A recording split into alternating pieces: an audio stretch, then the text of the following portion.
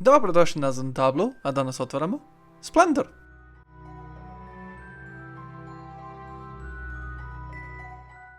Kada pogledamo prednju stranu pakovanja, vidimo u krupnom kadru i logo i naziv same igre, kao i ime Marc-André, koji je dizajner. Pri dnu nalazi se logo izdavačke kuće Unbox Now. Sa leve i desne strane pakovanja nalazi se ponovo ime igre Splendor, a sa strane vidimo i plemiće. Ilustracije također prisutne na pločicama u samoj igri. Od ozgo i od ozdo, pored ova dva motiva, vidimo i da je igra za uzrast od 10+ godina, da prosječna partija traje neki pola sata, kao i da je Splendor za igra od 2 do 4 igrača.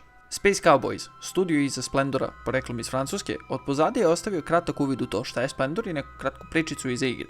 Međutim, lično moram da lupim jedan mali minijaturni majušni minus, jer nema ni liste sadržaja, a nije prisutan ni kratki podsjetnik na pravila i kako se Splendor igra. Kada otvorimo pakovanje koje je teško kao tuč s obzirom da ima preko kilogram, prva stvar koja nas dočekuje jesu pravila. Suprotno očekivanjima, imajući u vidu i težinu i dimenziju pakovanja, pravila imaju samo 1,5 stranu.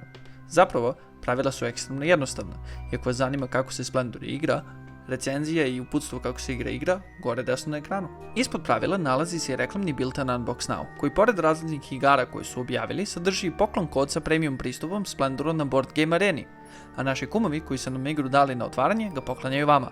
Kod ste vidjeli na ekranu, pa ko prvi devojci, njemu devojka. Unutar plastičnog organizera imamo pločice sa likovima plemića, koje sve nose po 3 prestižna poena, ali imaju drugačiji dizajn i zahtevaju drugačije kombinacije skupljenih karata. No, dele se suštinski u 2 kolone, 3 boje po 3 karte ili 2 boje po 4. Plemići imaju interesantnu teksturu, hrapavu na dodir i jako se presijavaju na svetlu. Od pozadi svi imaju okir pozadinu sa logovom i nazivom igre. Napravljene su od, čini mi se, kvalitetnog presovanog kartona. Posle pločica plemića na red dolaze i karte. Sva 3 nivoa karata, zelene, okir i plave, spakovane su u jedan špil zavijen celofanom.